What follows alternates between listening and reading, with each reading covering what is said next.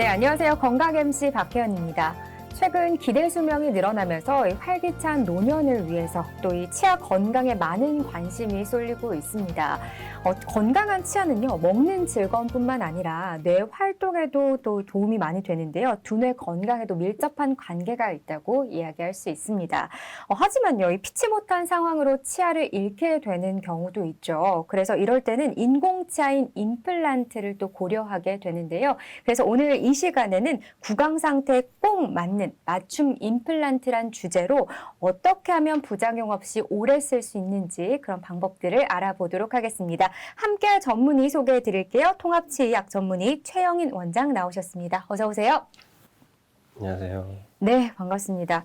사실 나이가 들수록 자신의 영구치를 계속해서 보존하기가 참 쉽지가 않잖아요. 그래서 제2의 영구치라고 하면 또 임플란트들을 많이 고려를 하는데 최근에 임플란트가 많이 또 대중화가 됐는데 많은 또 궁금증들도 같이 나오는 것 같더라고요. 어떤 궁금증들이 있나요? 네, 우선 저도 지금까지 10,000명 정도가 넘는 분을 치료를 해봤는데요. 환자분들이 병원에 처음에 오시면 본인의 구강 상태에 대해서 가장 궁금해 하시고요. 그 구강 상태를 제가 먼저 보고 그런 다음에 어디에 임플란트를 몇 개를 심을 건지를 결정을 하게 됩니다. 그런 다음에 환자분들이 가장 또 궁금해 하시는 거는 비용이겠죠.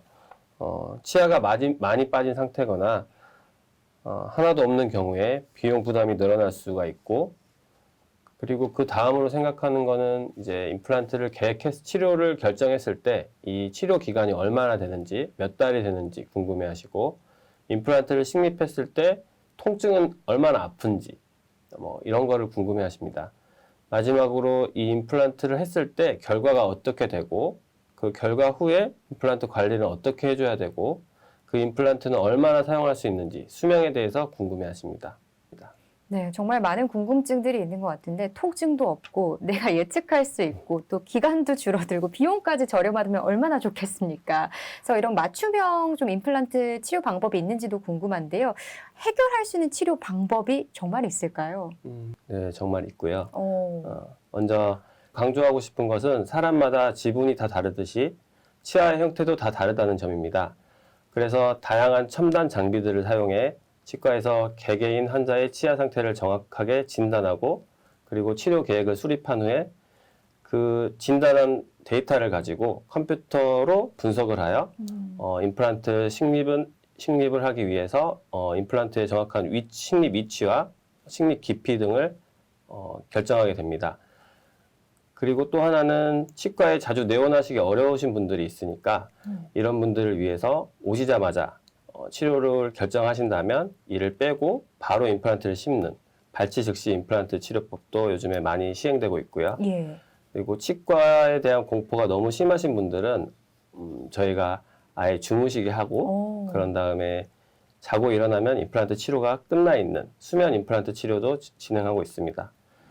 또 예전 같았으면 이가 거의 다 없으신 분들은 임플란트를 7개에서 10개 이렇게 많이 식립하여서 전체 이를 만들어드리는 임플란트 치료가 주를 이루었다면 요즘에는 임플란트를 4개에서 6개 정도만 식립해서 전체 이를 한 번에 만들어드리는 하이브리드 임플란트 치료법도 요즘 트렌드입니다. 치아가 빠져서 일상생활에 불편을 느끼시는 분들이 주변에 생각보다 많습니다. 지금 화면을 보시면 다양한 임플란트 사례를 확인하실 수 있는데요. 성별 불문, 나이 불문하고 임플란트가 필요한 분들이 생각보다 많이 계십니다. 특히나 치아가 손실되면 기능적으로나 심리적으로나 정상적인 사회생활이 불가능하기 때문에 이어지는 방송 내용 보시면 이분들이 어떻게 임플란트 치료를 했고 그리고 결과가 어떻게 나왔는지 보실 수 있을 것 같습니다. 치료 후 사진이 정말 궁금해집니다. 어떻게 변화가 됐을지 잠시 알아보도록 하고요. 그러면 일단 병원에 내원을 하게 되면 어떠한 과정들을 거치게 되는 건가요? 먼저 환자분이 병원에 내원하시면 첨단 장비를 통해 환자에 대해 진단을 먼저 합니다. 진단에는 엑스레이 촬영도 있고요. 그리고 구강 스캐너를 이용한 구강 상태를 스캔하는 그런 작업을 거치게 됩니다. 그런 다음에 CT 사진과 파노라마 사진 그리고 구강 스캔 등 데이터를 합쳐서 치료 계획을 수립하고 데이터 분석에 따른 임플란트 시술을 하게 됩니다. 이렇게 했을 때 환자분은 통증이 많이 주는 효과를 얻을 수 있고 당연히 시술 시간도 줄일 수 있고 그리고 임플란트를 정확한 위치에 오차 없이 임플란트를 식립했기 때문에 마지막에 임플란트의 수명도 늘어나는 효과를 가질 수 있습니다. 그리고 임플란트를 식립했다 그리고 최종 보철물이 올라갔다 그래서 임플란트가 치료가 끝났다고 보는 건 아니고 그 뒤로도 치과에 정기적으로 내원하셔서 사후 관리를 통해 임플란트 수명을 늘려야 됩니다. 네, 그럼 이 데이터 분석 임플란트에 대해서 좀 더 자세하게 알아보면 좋을 것 같은데요. 기존의 임플란트는 파노라마라는 2차원적인 엑스레이에 의존하였기 때문에 의료진의 경험에 따라 그 결과에 많은 차이가 있었습니다.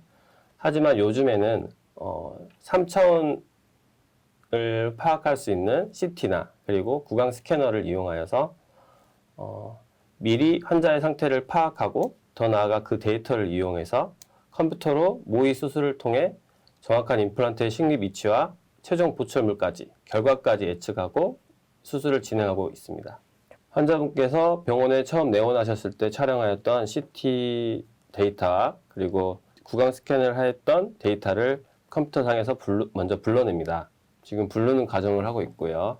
그래서 왼쪽에 보이는 구강 스캔 파일과 오른쪽에 보이는 CT 파일을 합치는 작업을 겪게 됩니다.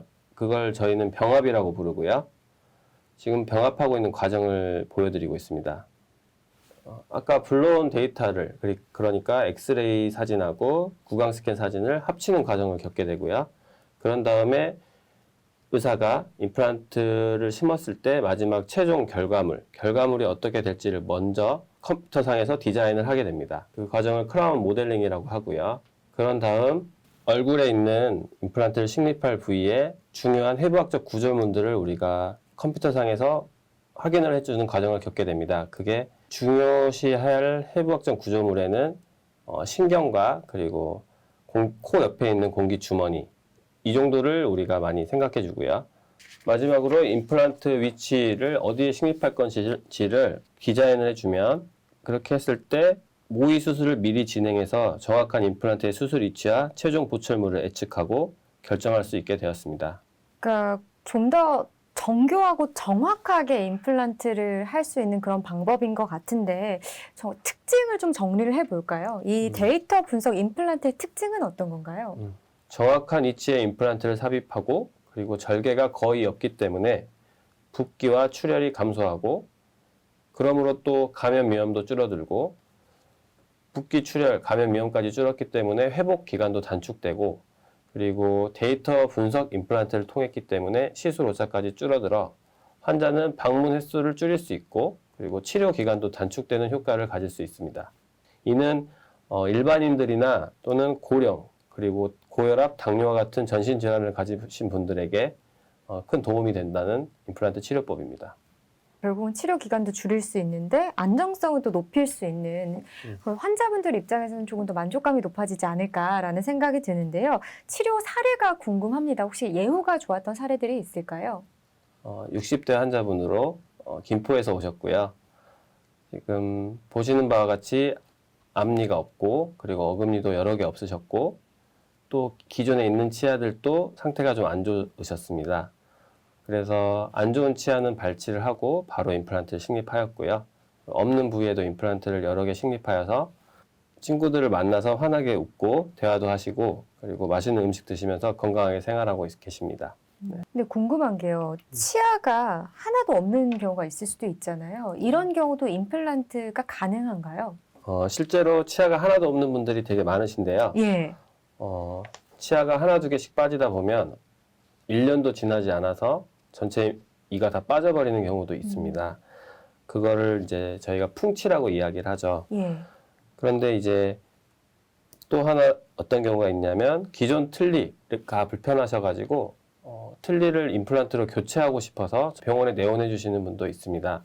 이런 무치약 임플란트의 경우 치료법으로는 3가지 정도가 있는데요. 예. 하나는 임플란트를 2개 또는 4개 정도 최소로 식립하여서 기존에 사용하던 틀니나 아니면 틀니를 새로 만들어서 틀니를 임플란트에 걸어서 쓰는 임플란트 틀니가 있고요. 그리고 다음 방법으로는 임플란트를 4개에서 6개 정도만 식립하여서 전체 임플란트를 고정해버리는 그런 하이브리드 임플란트 치료법이 있고요. 그리고 아까 말씀드린 것처럼 임플란트를 7개에서 10개까지 윗턱에 7개에서 10개, 또 아래가 없는 경우에도 7개에서 10개 정도를 식립하여서 예. 우리가 치아를 12개에서 14개까지 만들어드리는 전체 임플란트 치료법이 있습니다. 이는 이가 빠지기 전 상태를 그대로 거의 회복해준다고 보면 되고요. 그렇기 때문에 심는 힘이 당연히 우수하고, 그리고 그 이가 빠지기 전 상태 그대로 만들었기 때문에 이물감이 매우 적고요. 그리고 또 수명도 반영구적으로도 사용이 가능합니다. 그렇군요. 그러니까 여러 가지 장점들이 있는데 이 전체 임플란트 치료 사례도 있으면 좀 보여주면 좋을 것 같아요. 시청자분들에게 도움이 될 것 같거든요. 네네. 이분은 60대 남성분이신데요. 보시기에도 상태가 조금 좋지 않습니다. 네. 이분의 경우 위에 치아는 하나도 없는 상태로 오셨고 아래 치아는 2개만 남아있는 상태로 오셨는데요. 이분은 원래 병원에 오셨을 때 틀니를 사용하고 계셨습니다. 하지만 틀니가 잘 맞지 않아서 너무 불편해 하셨고, 그런 상태로 몇 년, 수년을 사용하시다가 치과에 오시게 된 거고요. 근데 치과를 먼저 방문하셨었는데 예. 뼈 상태가 너무 좋지 않아서 뼈가 약해서 임플란트 치료가 어렵다는 이야기를 듣고 내원해 주신 분입니다. 하지만 이제 뼈가 없다 그래서 임플란트를 못 한다는 건 아니고, 아까 설명드린 것처럼 하이브리드 임플란트 치료법이 있기 때문에 뼈가 가장 좋은 부위에만 임플란트를 4개 정도 또는 네. 많으면 6개 정도까지만 식립해서 이를 만들어 드릴 수 있거든요. 그래서 지금 이 환자분의 경우 위에는 전체 임플란트를 전체 임플란트 치료법으로 7개에서 8개 정도 식립하였고 아래에는 앞니 쪽에만 4개 정도 임플란트를 식립하여서 위아래 전체 임플란트를 만들어 드린 케이스고요. 지금 보시는 것처럼 좋아하시는 깍두기나 갈비 같은 거를 요즘에는 잘 식사하고 계시고 너무 표정도 좋아지시고 말씀도 많아지셨습니다. 표정부가 엄청 좋아하시네요. 깍두기 드시는 모습이 참 보기가 좋습니다. 계속해서 다음 사례도 더 확인을 해보도록 할게요. 어떤 사례인가요? 이분은 홍성에서 오신 60대 남성분이신데요. 지금 보시는 것처럼 이가 앞니 2개만 남아 계셨어요. 처음에 네. 오셨을 때는. 근데 지금은 전체 위아래 임플란트를 해드렸고요. 환자분이 술, 담배를 너무 좋아하셔가지고 처음에 치료를 시작할 때 담배 끊으시라고 이야기 되게 말씀 많이 드렸고요. 네. 지금은 이제 술만 드신다고 담배는 끊으시고 술만 드신다고 합니다. 그래서 지금은 미간상으로도 좋아지고 발음을 똑바로 하실 수 있게 되어서 만족감이 되게 높다고 하십니다. 젊었을 때처럼 음식을 가리지 않고 먹을 수 있어서 행복해 하시는 분입니다. 자, 60대 남성분의 사례도 또 알아봤는데요. 또 어떤 분을 더 봐볼까요? 이분은 하남에서 오신 70대 남성분이신데요. 치아가 하나도 없어서 2년 정도를 틀니를 사용하고 계셨습니다. 하지만 틀니가 불편하셔서 어떻게 불편하냐면 음식을 드실 때 틀니가 자꾸 빠지고 그리고 발음이 새서 말씀을 전달하기가 어렵다. 그래서 임플란트를 결심하시고 병원에 내원하셨습니다. 임플란트 치료가 완료된 후에는 지금처럼 사과도 드시면서 친구들과 만나서 편하게 대화도 하시고 미간성으로도 많이 젊어지셔서 굉장히 만족해하고 계십니다. 확실히 지금 세 분의 사례를 봤는데 치료 후의 사진을 보면요. 거의 뭐 몇 년 더 젊어지셨다는 느낌이 확 드네요. 네. 그러니까 그만큼 치아가 굉장히 중요한 것 같습니다. 네. 네. 그리고 또 궁금한 게요. 사실 비용도 가장 무서운 부분 중에 하나지만 저는 치과가 사실 무섭거든요. 네. 통증 아플 것 같아서 저 같은 환자분들도 많으시죠? 실제로 통증 때문에 태어나서 한 번도 병원에 안 오신 분들도 계시고요. 그러실 수 있을 네. 것 같아요. 그래서 병원에 오신 분들한테 이제 이야기를 해보면 치과는 인생에서 처음 오셨다 이렇게 얘기하시는 분들도 많습니다. 네. 그만큼 통증에 대한 걱정이 많으신데요. 예. 수술을 할 때 아예 안 아플 수는 없습니다. 하지만 많은 의사분들께서 최대한 통증을 줄여보자고 여러 가지 연구를 하고 계시고요.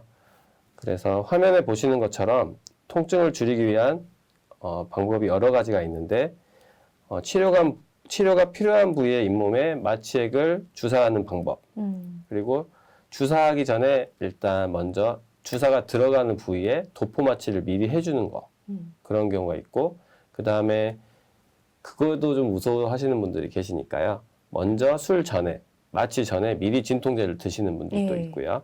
그리고 마지막으로 치과 공포나 그리고 이런 주사기에 대한 공포가 되게 심하기 때문에 그런 분들을 위해 술 전에 미리 환자를 주무시게 하는 치료가 있거든요. 네. 그래서 그 수면 마취를 통한 임플란트 치료를 하고 있습니다. 그러니까 통증을 두려워하신 분들은 약간 수면 마취를 통해서 잠시나마 통증을 네네. 모르게 하는 네네. 거군요. 네네. 그러면 이 수면 임플란트 같은 경우는 어떤 분들에게 도움이 될까요? 물론 치과를 무서워하시는 분들도 계시겠지만 또 다른 분들에게도 효과가 있을까요? 첫 번째로 당연히 치과 공포증이 제일 크신 분들이 많이 선택을 하시고요. 예. 그리고 그 공포까지는 이야기 하진 않으시지만 치과 치료를 받다 보면 너무 무섭거든요. 또 그렇죠. 네, 그 소리도 받기 전부터 무섭잖아요. 무섭지만 네, 소리에 대한 공포도 있고 예. 치료를 받다가 갑자기 움직이시거나 입을 잘 못 벌리시는 분들도 많거든요. 이럴 때 수술이나 치료가 진행에 어려움이 있어 이런 분들을 수면 마취하는 경우가 있습니다. 그 전신 질환이 있으셔서 공포 때문에 갑자기 쇼크가 온다거나 예. 이런 분들이 있으시기 때문에 저희가 그런 분들한테도 수면 임플란트를 권유하고 있습니다. 수면 임플란트는 통증에 둔감해지고 시술 시간을 당길 수 있어 빠른 속도로 시술을 끝낼 수 있습니다. 일반 내과에서 진행하는 수면 마취 방법이랑 좀 다르기 때문에 호흡 유지하는 장치가 필요 없고 스스로 호흡도 할 수 있고 주변의 어떤 자극에 환자분께서 직접 반응하는, 그러니까 말을 걸면 환자가 자다가도 말을 하는, 이럴 수 있어서 환자의 신체적인 부담도 줄일 수 있습니다. 그러니까 결국 그런 치과 공포증이 있는 분들한테는 많은 도움이 될 것 같은데요. 이 수면 임플란트를 뭐 고혈압이나 당뇨를 가지고 계신 만성질환 환자분들도 계신데 이런 분들도 가능한가요? 네. 그런 분들한테 더 권유하기도 하고요. 네. 물론 혈압이나 당뇨가 조절이 되고 있는 상태일 때 저희가 이런 걸 권유하고 있습니다. 네. 또 예전에는 이런 임플란트 치료가 어려운 점이 많았지만 최근에는 만성 질환이 있는 혈압이나 당뇨가 있으신 분들도 미리 구강 세균을 조절하고 약물 조절을 통해 임플란트 치료가 가능하게 되었습니다. 특히 지금까지 말씀드린 것처럼 출혈이나 염증을 최소화할 수 있는 임플란트 치료법이 많이 개발되었기 때문에 그런 방법으로 후유증을 감소시킬 수도 있습니다. 다만 질환이 어떠냐에 따라서 수술 전에 정확히 진단을 한 후에 진행을 해야 되고, 임플란트가 얼마나 오래 유지될 수 있는가와 직결되는 부분이기 때문에 관리에도 특히 전신질환이 있으신 분들, 당뇨나 혈압이 있으신 분들은 임플란트 수술 후에도 관리가 되게 중요합니다. 그럼 잇몸 뼈에 심는 게 이제 임플란트가 되는 거잖아요. 네네. 잇몸 뼈가 부족해도 임플란트가 가능한가요? 임플란트는 기본적으로 잇몸뼈 안에 들어가서 잇몸뼈랑 잘 붙어야 되는데 그걸 치과에서는 그 고정이 나온다고 표현을 하기도 하고요. 또는 유착이 잘 된다고 표현을 하기도 합니다. 근데 유착이 잘 되려면 임플란트의 잇몸뼈가 적절한 두께가 있어야 되고 적절한 깊이가 있어야 되는데 환자분들 중에 간혹 이런 부분들이 부족한 부분이 있습니다. 이럴 때는 임플란트 식립 전이나 임플란트 식립 도중에 고리식재, 뼈이식재를 주변에 보완하여서 임플란트 치료를 진행하게 됩니다. 그런데 임플란트를 한 번 시술을 받으면 보통 한 영구적으로 사용한다고 생각하시는 분들도 많으시던데요. 이게 맞는 건가요? 기간이 한 어느 정도 되나요? 반영구적으로 사용할 수 있고요. 물론 환자분이 관리를 잘 해주셔야겠죠. 그러니까 환자분도 잘 하셔야 되고요. 임플란트 시술한 병원에 가셔서 자주 가셔가지고 정기적으로 검진을 좀 받으셔야 됩니다. 환자분이 어떻게 관리를 해야 하냐면 꼼꼼한 양치를 해줘야 되고 당연히 그리고 칫솔로는 그 닿지 않는 부위도 많거든요. 그런 부위에는 치간 칫솔이나 치실을 사용해주고, 그리고 또 당연히 임플란트를 한 이유가 음식을 잘 드시려고 한 거지만 예. 너무 딱딱한 음식은 좀 피해 주시는 게 좋습니다. 그리고 흡연이 잇몸뼈와 관계가 되게 밀접하기 때문에 흡연을 좀 줄여주시고 정기적인 구강 검진을 받아주시면 임플란트 사후 관리 오래 하실 수 있을 것 같습니다. 제가 꼭 환자분들한테 드리는 말씀은 치료가 끝난 게 아니라 정기적으로 3개월 또는 6개월, 길게는 1년에 한 번씩은 꼭 치과에 오셔서 병원에서 의사의 관리도 받으시라고 말씀드립니다. 네네. 네, 어쨌든 임플란트 사후 관리에 대한 부분을 좀 짚어보고 있는데 더 꼼꼼하게 체크해봐야 할 관리가 있을까요? 임플란트 치료가 끝나고 이제 몇 개월이 지나고 이제 임플란트 관리가 필요하잖아요. 예. 그래서 임플란트 관리를 받으러 오셨을 때 이런 과정으로 우리가 임플란트 관리를 해드리고 있는데요. 임플란트가 얼마나 잘 닦이고 있는지 착색제로 임플란트와 그 주변 치아들을 착색을 합니다. 그런 다음에 그 착색된 부분을, 그러니까 이가 안 닦인 부분이 착색이 되거든요. 예. 그걸 환자분들한테 먼저 보여드려서 확인시켜드리고 그런 다음 환자분 본인이 아니라 의사와 숙련된 어떤 치과 직원이 전체 입소진로에서 이를 닦아드립니다. 그리고 이 닦는 거 외에도 그 치아 주변에 치면을 더 깨끗이 닦아주는 치면 연마라는 과정을 겪게 되고요. 예. 그리고 저희가 치간 칫솔이나 치실 또 임플란트용 그 치과 기구로 임플란트 부위를 관리해드리고 또 스케일링도 해드리고 그리고 이제 마지막으로 다시 한번 저희가 입솔질을 해드립니다. 그리고 그 임플란트는 잇몸뼈에 박혀 있기 때문에 잇몸뼈 주변에 잇몸을 저희가 이렇게 마사지도 해드리고요. 그리고 마지막으로는 저희 원장님이나 아니면은 저희 병원 직원들이 환자분들한테 치아 관리를 교육에 대해서 다시 한번 안내해드리고 환자분은 다시 집으로 돌아가시게 됩니다. 네네.